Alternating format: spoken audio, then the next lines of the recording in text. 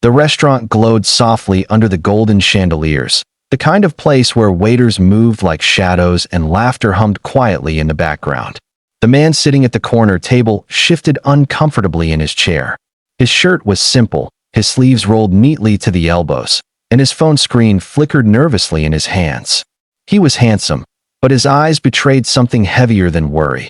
It was the weight of someone carrying too much and pretending it was light. His name was Daniel. A single dad, holding on to life with both hands, trying not to let anything slip. Tonight was a blind date, set up by a friend who swore he needed to get out there again.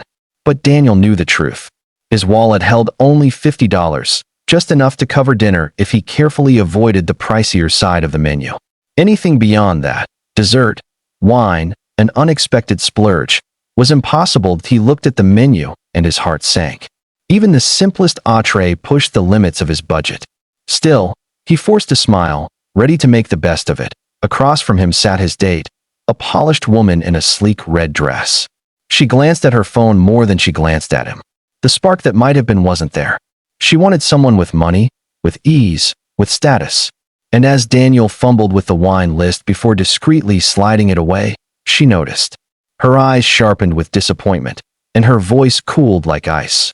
Minutes later, she excused herself, claiming an urgent call. She never returned. Daniel sat there, staring at the untouched glass of water, embarrassment burning through him. He should have known. He should have stayed home with his daughter, watching cartoons and sharing microwave popcorn. Instead, he was here, in a restaurant far too expensive for his life, alone at another table. A woman had been watching.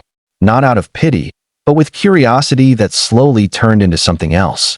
She had noticed the way he looked at the menu, how carefully he counted the prices in his head. She had seen his date's disinterest, the way he shrank slightly but held himself together anyway. Her name was Isabella.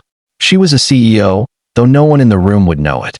She preferred quiet dinners to boardrooms sometimes, places where she could breathe without being seen as the woman who had built an empire. Tonight, she came alone, seeking solitude. But instead, her heart tangled with the quiet resilience of a man who thought no one noticed. When the waiter approached Daniel with a sympathetic expression, Isabella stood. Her heels clicked softly against the marble floor as she walked over. Daniel looked up, startled, as she stopped beside his table. "Excuse me," she said gently, her voice warm. "Would you mind if I joined you? I couldn't help but notice your date left." Daniel blinked, caught between surprise and confusion. "Oh, sure, I guess. But you don't have to. I want to," she interrupted, smiling. And before he could protest again, she sat down. The first few minutes were awkward. Daniel wasn't sure what to say, and Isabella didn't reveal much about herself. But slowly, conversation bloomed. He told her about his daughter, the way she drew pictures of superheroes and left them taped to the fridge. He admitted he hadn't been on a date in years because every spare cent went to making sure his little girl had everything she needed. Isabella listened, truly listened. No one had ever looked at him like that, like his words mattered. Her laughter came easily when he cracked a small joke about his daughter insisting on pancakes for dinner, and her eyes softened when he spoke about the nights he stayed awake wondering if he was enough. Dinner arrived, and though Daniel tried to protest, Isabella smoothly took care of the bill, without making it obvious. She asked him what his dreams were, not just as a father, but as a man.